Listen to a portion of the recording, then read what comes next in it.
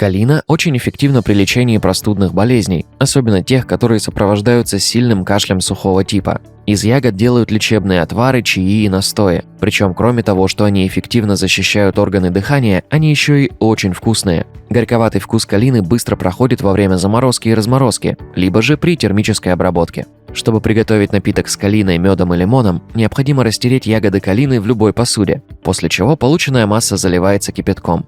На протяжении 20 минут отвар греют на водяной бане, после чего туда добавляется стакан кипяченой воды, мед и лимон. Готовое средство необходимо принимать 3 раза в сутки по 100 мл. Комбинация калины, меда и лимона в виде смеси поможет укрепить иммунитет и справиться даже с хронической формой кашля. Перед тем, как начать приготовление смеси, ягоды калины обязательно надо ошпарить кипятком и перетереть.